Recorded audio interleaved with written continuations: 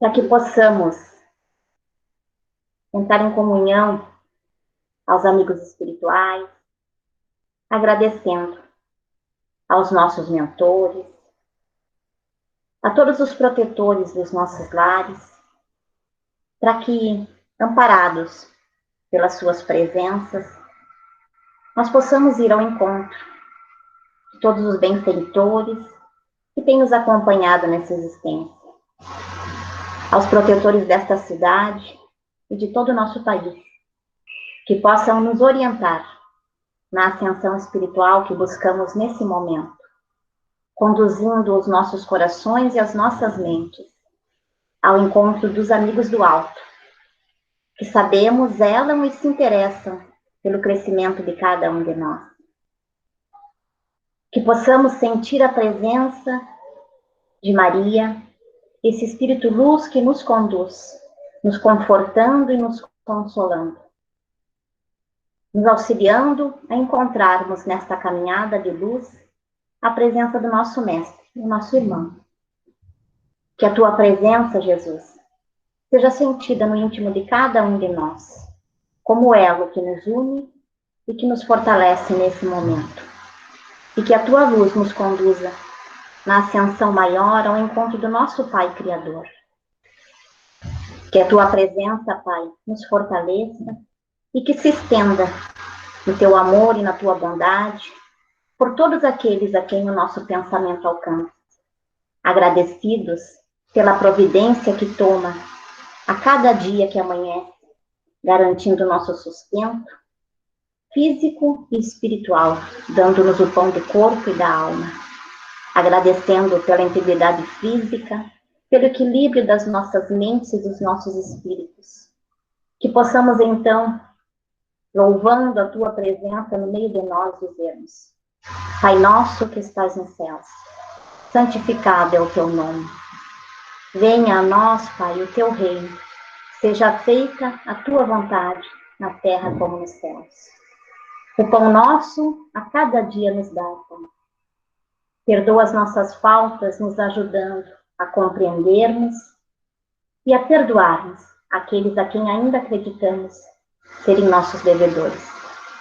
Dá-nos forças para resistirmos às tentações e dá-nos coragem para continuarmos no combate do mal que ainda vibra no íntimo de cada um de nós.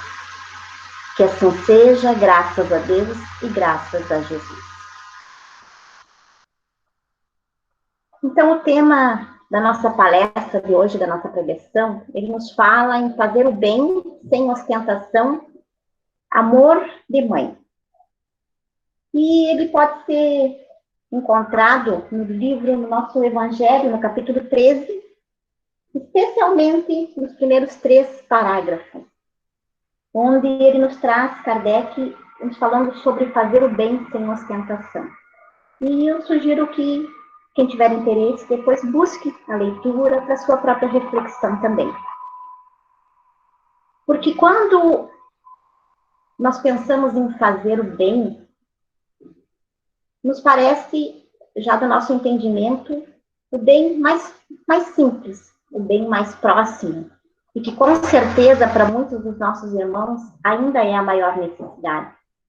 O bem do alimento, o bem do agasalho, o bem do ouvido que escuta, do coração que acolhe. Mas Jesus nos trouxe uma proposta muito mais profunda sobre o bem. Mas pela nossa dificuldade de entendimento sobre as coisas que Jesus veio nos orientar, nós pensamos em bem e mal da mesma forma como nós entendemos tudo. Nós separamos as coisas como se elas fossem uma dualidade, como se elas fossem antagônicas. Nós pensamos em preto e branco, em dia e noite, em luz e escuridão, como se fossem coisas que não pudessem coexistir e que houvesse uma linha de separação entre as duas. E o que Jesus veio nos falar é que as coisas coexistem, as coisas se permeiam. E o que nós vamos entendendo, à medida que nós vamos nos aprofundando nesse entendimento, é que quando nós compreendermos isso com totalidade, essa divisão vai ser clara para nós. Mas até lá, é muito difícil separar o bem do mal, o preto do branco e a luz da escuridão. Porque elas estão conosco e em nós, em toda parte. E essa passagem ela vai nos trazer um entendimento sobre isso. Mas a primeira questão é que quando a gente pensa no bem, a gente tem que primeiro entender o que é o bem de fato. No Livro dos Espíritos, na pergunta que é feita a Kardec, ele vai nos dizer o que é o bem e como distingui-lo do mal. E ele nos fala que o bem é tudo aquilo que está conforme a lei de Deus. E do contrário, o mal é o que nos afasta dela. Que nós fazemos o bem quando nós agimos conforme a lei de Deus. E nós fazemos o mal quando nós infringimos essa lei. E é interessante a gente entender que esse conforme não é aquele conforme de conformar, de apenas aceitar que as coisas são assim, mas sim o conforme de tomar a forma, ou seja, assumir a forma do primeiro mandamento, de amar a Deus sobre todas as coisas e ao próximo como a si mesmo.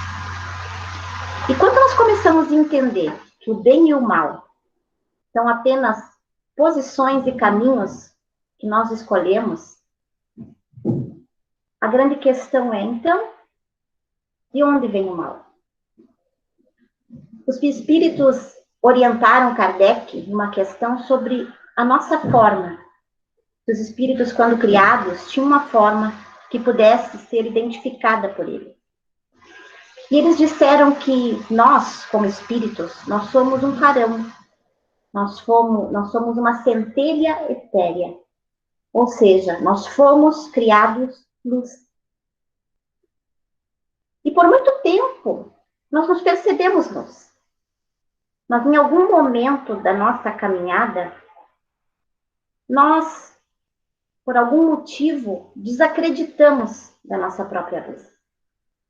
E quando nós desacreditamos da nossa própria luz, nós nos diminuímos em intensidade. E aí nós criamos uma sombra. E quando nós passamos a duvidar da nossa própria luz, nós percebemos que a obra, porque nós somos a obra de Deus, não era tão boa. E não sendo a obra tão boa, o construtor também não deveria ser. E assim, nós começamos a duvidar, através da descrença, na nossa própria capacidade, da obra e da perfeição com que Deus a fez. E duvidando de Deus, criando essa sombra, nós nos afastamos. E nesse afastamento de Deus, foi quando nós nos sentimos sós. E pela solidão veio o medo. Porque na solidão, no escuro, não vendo luz em nós, era muito difícil perceber a luz nos outros. E aí nós tivemos medo. E pelo medo, nós começamos, ao longo do nosso caminho, a agredir, a ferir e a violentar. E foi assim, então, que nós criamos o mal. O mal, ele é uma criação nossa. Ele não faz parte da obra de Deus. E Deus tem tanta certeza da perfeição da sua obra, que ele sabe que em algum momento dessa caminhada, nós nos reencontraríamos. Nós cansaríamos do mal e buscaríamos retorno nessa caminhada. Buscaríamos o seu reencontro. E ele espera, pacientemente, pela eternidade, no momento em que cada um de nós, todos nós, faremos essa caminhada de volta. E quando então nós entendemos que existe o bem e que existe o mal, nós nos perguntamos, então como caminhar? Para onde ir? E é assim então que Jesus vem até nós. Porque ele foi a luz mais intensa. Mas ele, pelo amor, se fez menor. Ele se apagou para que nós conseguíssemos suportá-lo. Então, ele diminuiu a intensidade do seu brilho e veio até nós. E ele nos trouxe todas as orientações de que nós nos amássemos, para que nós nos percebêssemos. E amando a nós mesmos, percebêssemos que o outro, o nosso semelhante, é também nosso irmão. E que se existe luz em nós, existe luz no outro. E que se nós voltássemos a brilhar, o mundo seria novamente iluminado. Jesus reafirmou isso várias vezes. Ele disse, vós sois a luz do mundo. Que nós não tínhamos o direito à nossa luz. Sempre exaltando a nossa grandeza. Porque ele nunca duvidou da obra do Criador.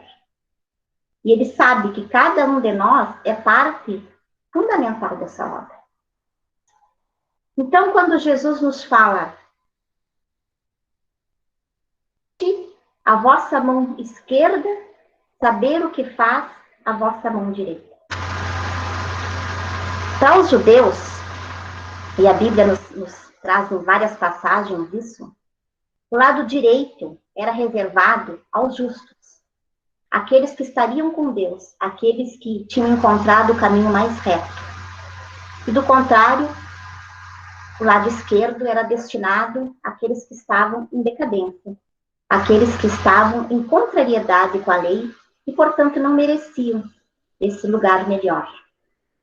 Então, quando Jesus nos pede que nós não deixemos que a nossa mão esquerda saiba o que faz a nossa direita, é porque ele olha para nós e ele sabe de toda a nossa caminhada, onde nós temos carregado essa sombra que nós criamos e que temos agasalhado no nosso interior e que muitas vezes não nos permite ver a clareza.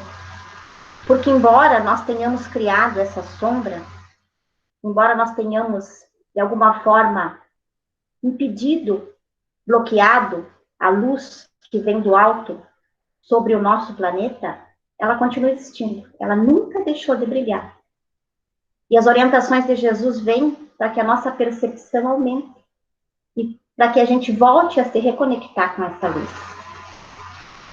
E ele, sabendo que existia esse conflito íntimo em cada um de nós, ele vem nos orientar para que quando surja a oportunidade do bem, nós não deixemos que esse lado sombra, esse lado que nos cobra pela culpa, interfira na nossa decisão de permanecer com Deus, de permanecer no caminho reto, através do exercício do bem e da caridade.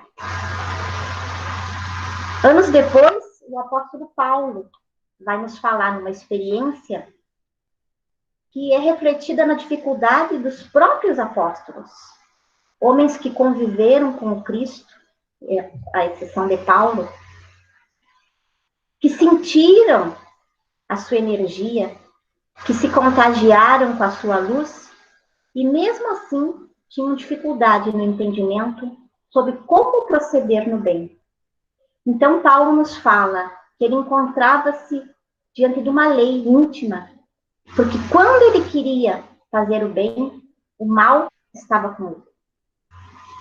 E o que esse apóstolo nos fala é que quando nós temos a intenção de praticar o bem, se nós não colocamos ainda isso em prática, se nós não atendemos a esse chamado íntimo, ou essa inspiração que chega para nós, é porque o mal está ali nos testando. E esse mal não é o mal exterior, não é o mal que é projetado do outro, é o mal que está dentro de nós. É o mal que é refletido pela nossa descrença na nossa capacidade, é o mal que é refletido pelo medo que nós ainda temos de não sermos merecedores dessa confiança que Deus deposita em nós.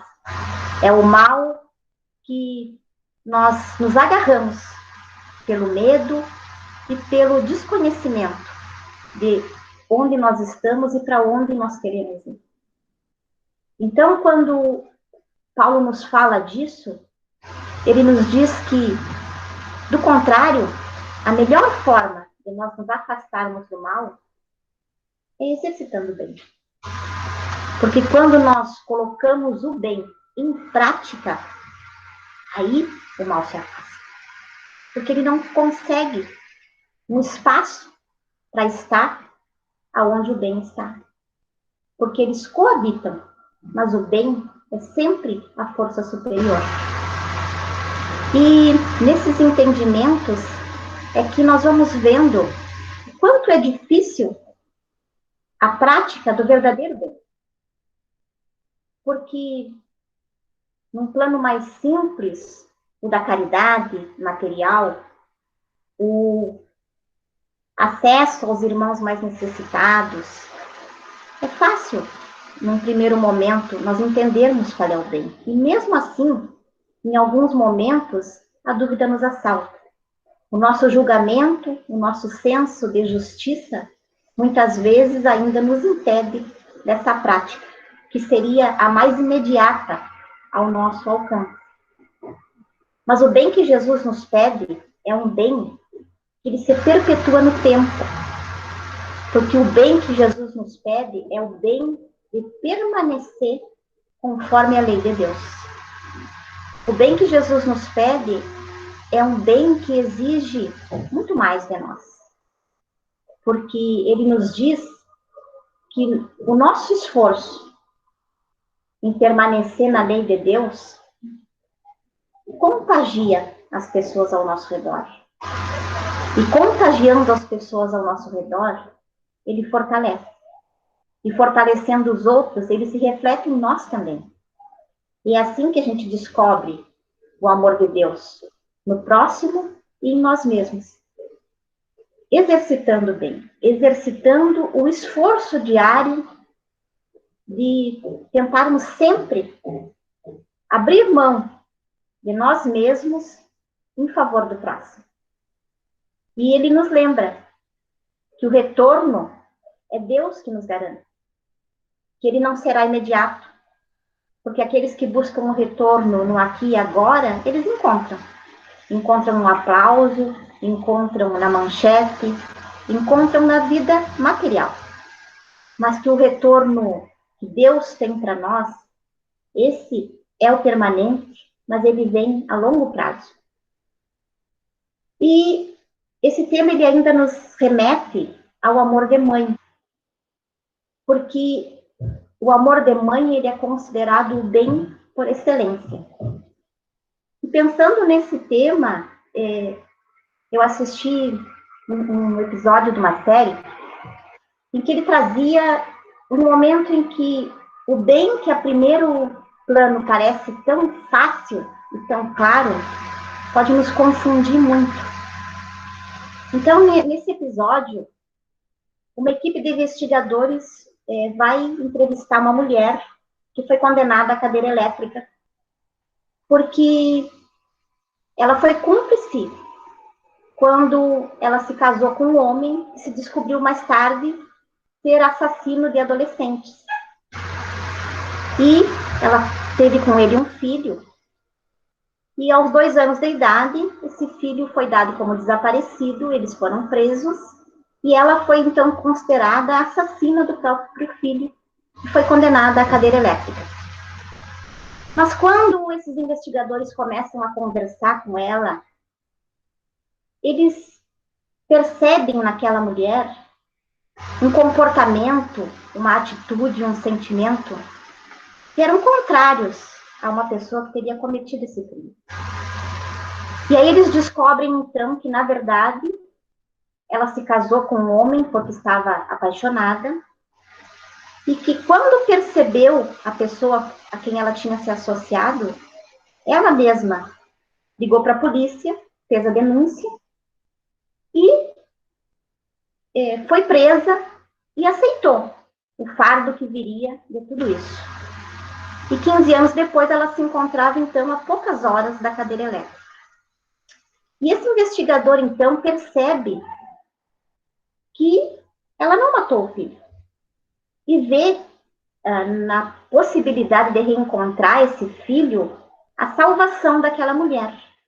E ele toma como missão para ele salvar uma inocente. E começam então dois dilemas.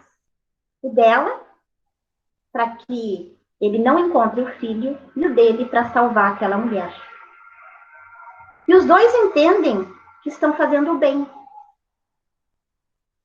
E o que ele descobre quando ele encontra o filho dela, já um rapaz de 17 anos, é que se ele fizesse aquilo que ele entendia ser o bem naquele momento, ele arrastaria para o mal que aquele homem tinha iniciado outra família.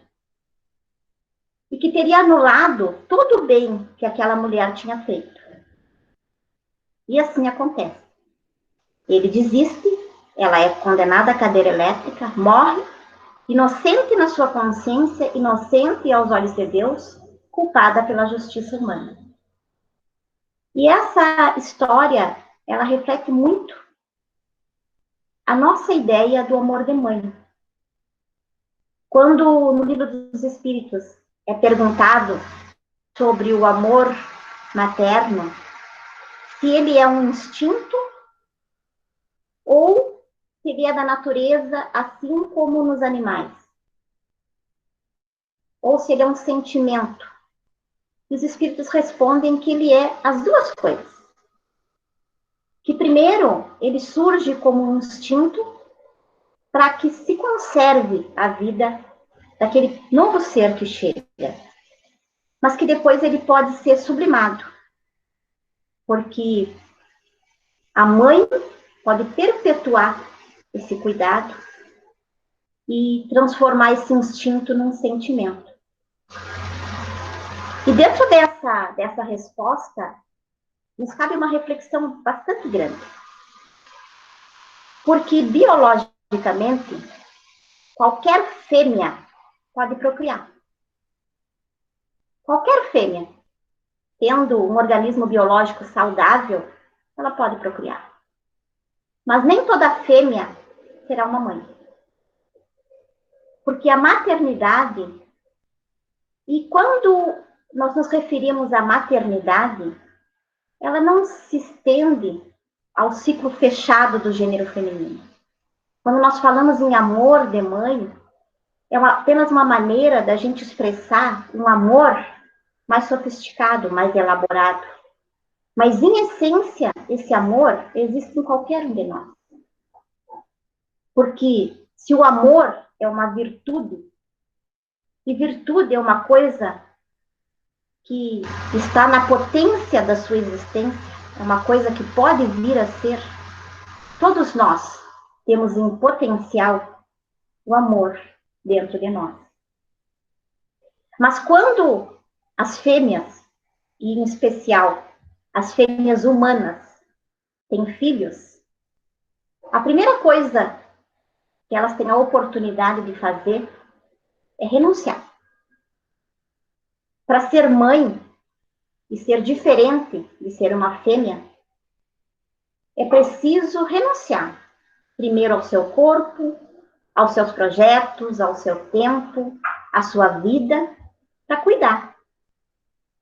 Depois é preciso abnegar-se, abrir mão de si para cuidar e proteger.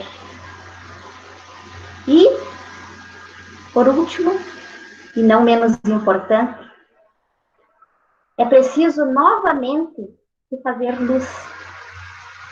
Porque quando nós nos fazemos luz, nós permitimos que aquele ser que vem ao nosso encontro, e não necessariamente através de nós, ele não tema o escuro. Ele não encontre aqui, no seu renascimento, apenas sombra e escuridão. E qualquer um de nós, independente do gênero que se encontra, independente do laço consanguíneo que tem com um ser que recomeça a existência através do nascimento, pode sim descobrir em si esse amor.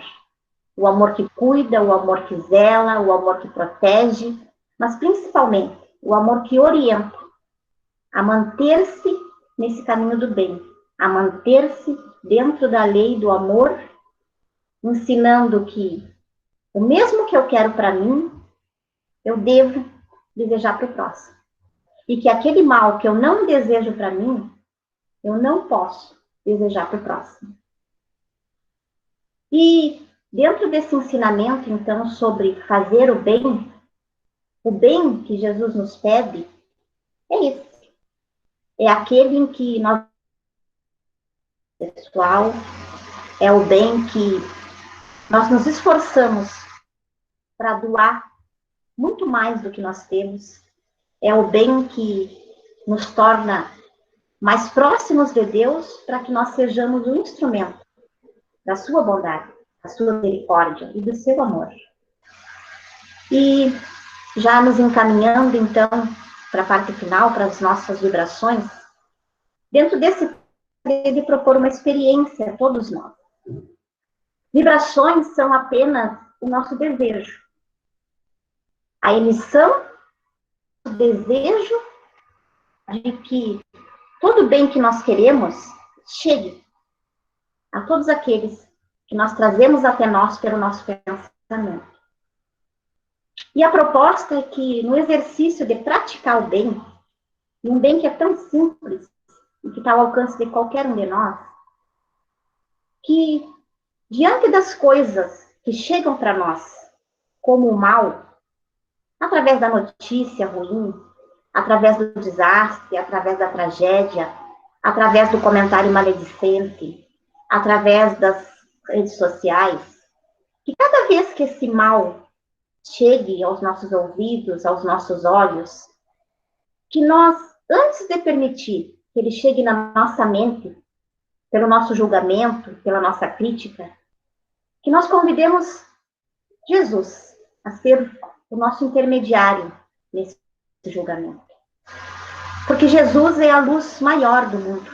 Ele é a força capaz de anular toda a potência que o mal possa nos atingir.